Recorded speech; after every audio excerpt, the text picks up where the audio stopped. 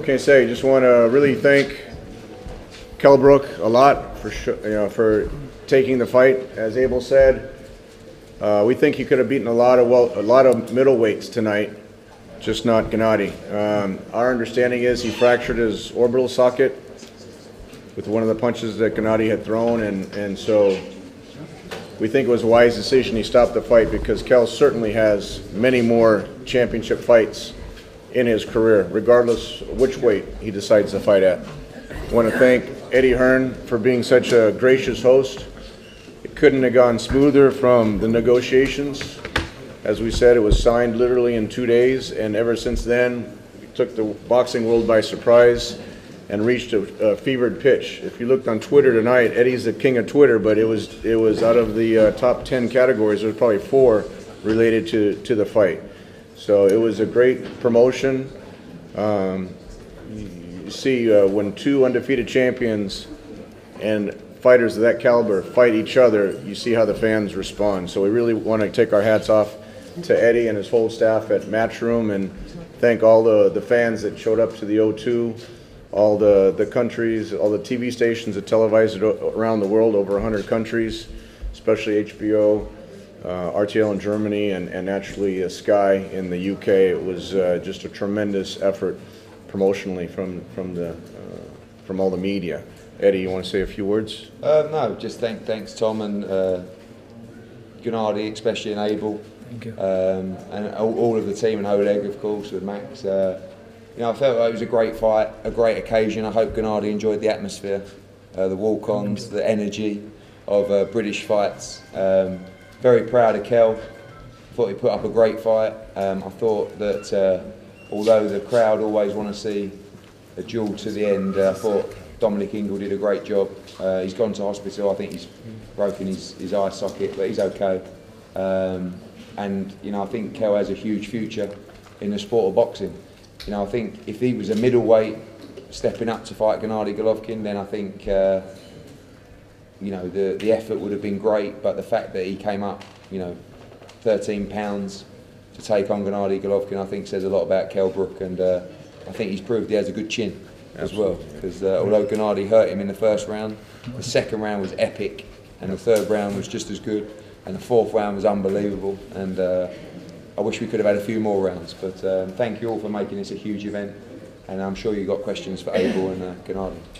Abel, there was rumors that that Triple G was kind of under the weather. Was it jet lag? Was it what was the situation with Triple G? I don't really know how those rumors came out. I think it was because the media wanted to do some interviews after the press conference. Gennady had gone home to the hotel, and they thought he wasn't feeling well, and so I think it just kind of like snowballed from there. So, Gennady's a professional. Abel will tell you he's done this so many times, both as an amateur and now as a professional, that it doesn't matter where he fights, as long as we can put someone in the ring with him. And again, we have to take our hats off to Kell Brook, because the way Kell fought, as Eddie mentioned, that second round was epic. It just it was a tremendous round, the way they were, just going back and forth, and how Kell was able to land some shots on Gennady. And Abel can tell you some more about just being here in London and the final week of preparation for the fight.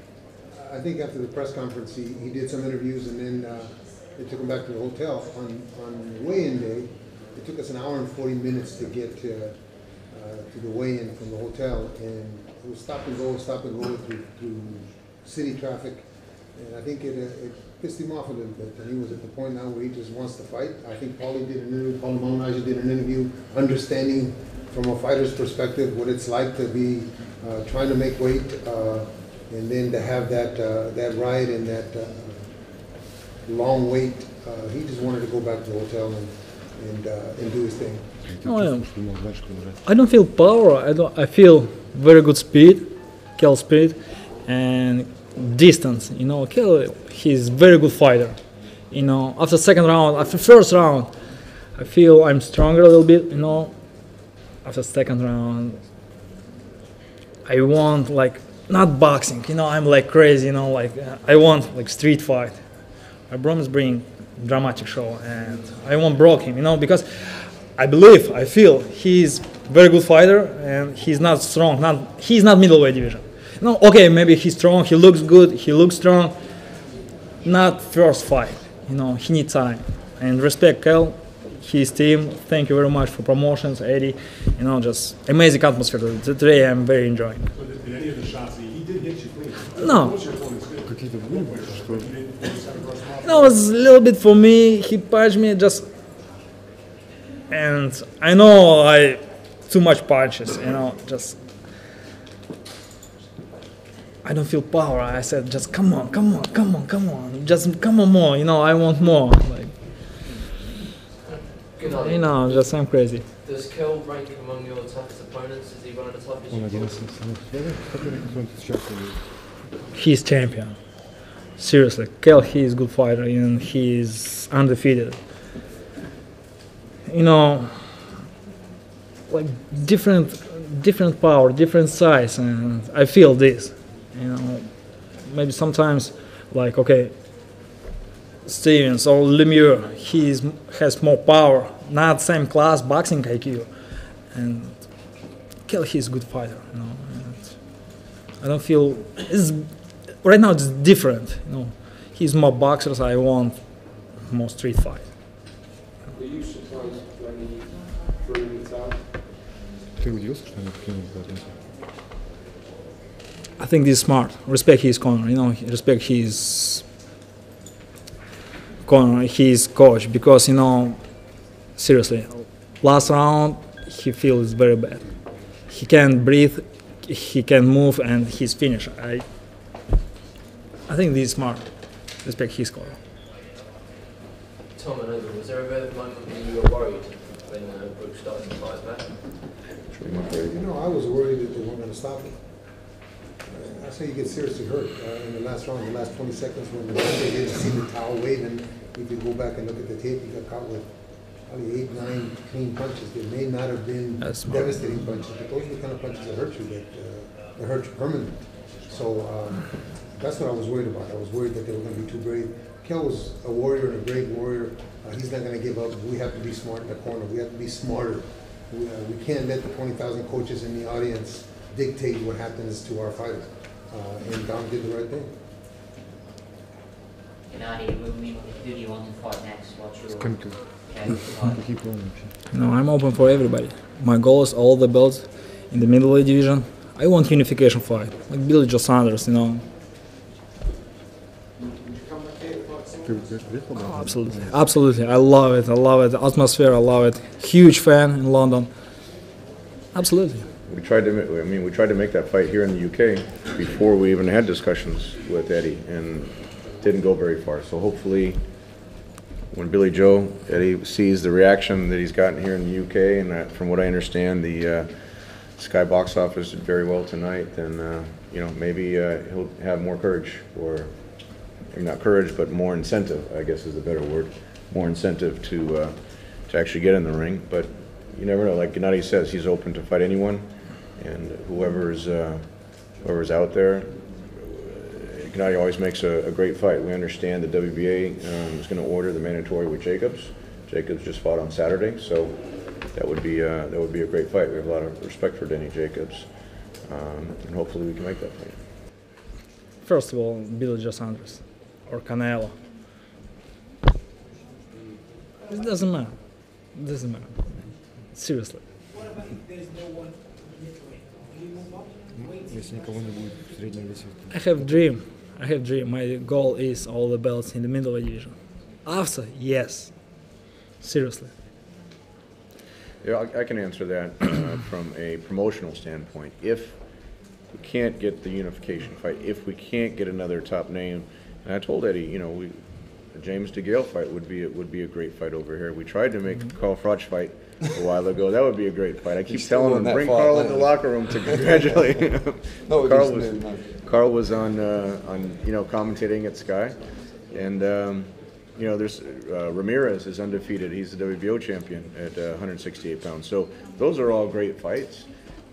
Naturally, his focus is on the middleweight division. If we can't make the unification fight, if we can't make a great fight at middleweight, and one of the super middleweights decide to fight him, I mean, look, Andre Ward moved out of the middleweight division because there weren't any big fights for him. So he's fighting now Kovalev. So if he moved out, you know, it wasn't you know, big fights for him there. Although I know a lot of people want to see him tested against bigger fighters, and if the opportunity presents itself, if it's a big fight like tonight's promotion, certainly that's something that we would definitely put together. Would you have to fight Jacobs this year, or do you think he's going to take that down to 2017? According to Gennady, he wants to fight as soon as possible. So, you know, we'll start the negotiations with Jacobs and see how far we get. Just because the WBA orders it doesn't mean he's going to take the fight. Doesn't mean we can make the fight. The WBC mandated Canelo. So, you know, just because he's has mandatory obligations or in a mandatory position doesn't mean we can actually make the fight. So we'll see how that progresses, and if that doesn't go, if we can't make that fight, then certainly, like he said, you know, a unification fight would be at the top of the list. Do you feel like you're ever going to get this fight with Canelo? Do you think it might eventually happen? Ты вообще думаешь, что бой получится когда-нибудь? I hope, hopefully, in the future. Maybe after today, he's ready. You know, I hope, seriously. I want this fight. Just go back to your question when you said, were we nervous when he was getting hit? I was sitting next to Eddie, and Eddie was getting excited when he was getting hit. For me, as a promoter, naturally, Abel is much more calm and collected in the corner. You know, but Kell Brook was hitting him clean. He was hitting him with uppercuts. He was hitting him with a lot of different, a lot of combinations. And for me, it's never great to see him get hit clean like that. But at the same time, I'm sure a lot of fighters saw that and said, well, if Kell Brook can do it, maybe I can do it. And maybe that'll give him some courage now to actually sign a contract. So it's a double-edged sword. If Gennady is so dominant, nobody wants to fight him. It just makes it even more impossible to make a fight. So it's definitely a two-way street in that. Gennady, at 34, have we seen the best of you yet, or are you still improving? Ты уже все самое лучшее тебя, или ты дальше улучшаешься? Everyday experience. Everyday experience. Today, respect Kell. He's a huge fighter. No, just this is my experience today.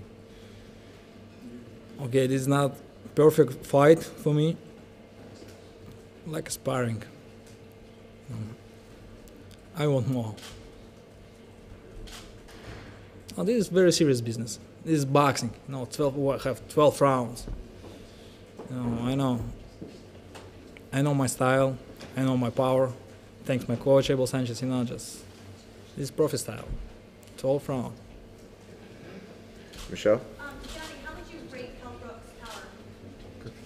Как думаешь о его силе? I don't know. Oh, he's a good fighter. No, very technical. Different style. Because today I'm like crazy. Like street fight, it doesn't matter, you know, just I show him, just come on, more, beat me, like, you know, just, come on, let's go, let's do it. And so did any of his punches sting at all? Какие-то из его панчев тебя достали? Как ему больно? I forgot. No, I don't know. No, I forgot. Yeah, you know, it's boxing, Michelle. Of course, he beat me every round.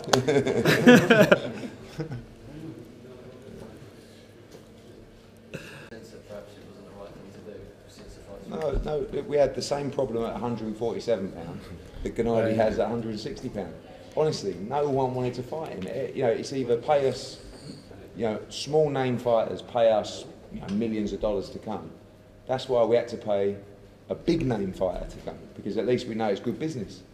You know, at welterweight, you look at the division, who is good business? Furman, you know, Porter, Kell's already beaten him. Danny Garcia doesn't want to move. That Adrian Broner's in prison. Like, what, you know, so, and then you look at light middleweight, you've got Canelo's fighting Liam Smith, you know, Canelo's running from him. I mean, it's like not being funny. It's none of my business, but as a fan, I want to see Gennady Golovkin against Canelo. It's the biggest fight in world boxing. How can you ignore that fight and vacate your belt? You know. But anyway, that's another story. That's for them to worry about. but for Kell, like no, it was a very, very bold move. And Abel's right. You know, it's a great line I'm going to use myself. You can't let 20,000 people, you know, work a corner, because Dominic Ingle's going to get a lot of criticism. But you know, Kell's in hospital now. You know, he could be out for a couple of months. But you know, Peter Nelson's already come up to me and said, you know, we need to talk about Kell Brook, and that was part of the plan. It was to broaden the brand of Kell Brook internationally. We always knew he was good enough to compete with Gennady Golovkin. We hoped he'd win. But whatever happened, we knew he would compete, and he did compete. So actually, I think it was a very smart move. But thank you.